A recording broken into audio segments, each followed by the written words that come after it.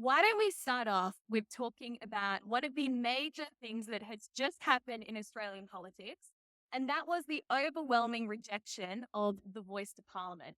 Many in this group would think that it epitomized this perception that, or the idea that we should treat people perpetually as victims and that we should play identity politics. I guess we'll start with Tony and then throw it to you, Konstantin.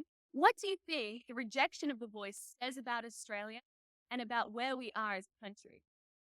Well, the rejection of the voice, to me, says that the majority of Australians are still pretty level-headed and pretty sensible, because the voice wasn't just an Indigenous advisory body. It was effectively a third chamber of the Parliament. It was going to be a voice to everyone on everything based on ancestry. And it's a very unconservative thing.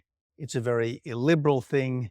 It would have been very disruptive to our system of government, as well as pigeonholing people on the basis of whether they had some Indigenous ancestry. So the fact that this was rejected, despite overwhelming support from those who might be described as elites and massive amounts of money being spent by big business, big tech, etc., suggests to me that there is a big reservoir of common sense in the Australian public. But, Freya, as I often say, a majority that stays silent does not long remain a majority. We were very lucky, really, that the government, because of its desire to entrench this in the Constitution, had to ask our permission. And there are so many other bad things that leftist governments do that they don't have to ask our permission for. I mean, the long march of the institution, the long march of the left through the institutions has happened, in a sense, without any permission from the public. It's just been something that elites at every level have been able to drive, or intellectuals at every level have been able to drive. So it's very encouraging, but one swallow does not make a summer, as they say.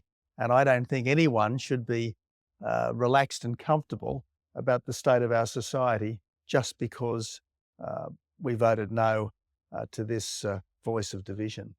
Great. Well, I'm very hesitant always to come to someone else's country and comment on their affairs in any great way. But broadly speaking, it's interesting. It's been interesting for me traveling around your beautiful country for the last few days, because I never really realized to what extent this country's economy is dependent on extraction, farming, and so on. And when you talk about the fact that the vast majority of Australians are sensible, that makes sense to me, because when 65% of your economy depends on those kind of industries, it's hard to be woke down a mine. You know, there's not a lot of blue-haired people on a farm. When you work with your hands and when you're doing things in the real world, these theoretical ideas that work in theory but don't work in practice are just not that appealing.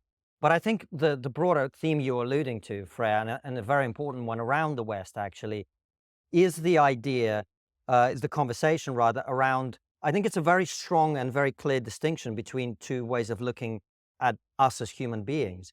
There's one view that says that due to history and past evils and so on, people should be treated differently because of their genetics or the color of their skin or whatever. And I think there is the much more widely held position that what we needed to deal with the terrible problems of the past, including things like racism and sexism, whatever, is to eliminate the discrimination, but not to put the discrimination under new stewardship and apply it to a different group of people in reverse. And I think that is ultimately where all of these debates land. And it's really a question of, in our multi-ethnic societies, do we want to be going down the path of treating everybody as an individual and seeing people for who they are? Or do we want to pursue a new form of racism that we think is the right kind of racism? As someone who grew up in a period of, look, and by the way, when I always tell the story, when I came to Britain in 1995, it wasn't the tolerant place that it is now, in the sense that, I remember going to school and someone telling me to go back to Russia, you packy. I haven't spoken to that teacher since.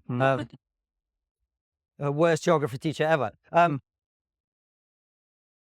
We have progressed a lot, but I believe that progress was made when we adopted the idea that people should be treated as individuals. And I'm deeply concerned, as I think many Australians are from the conversations that I've had, about the fact that we are seeming now to undo that social contract, that this is how we're going to behave. And instead, what we're going to do is obsess endlessly about people's skin color or the shape of their genitals and all this other stuff.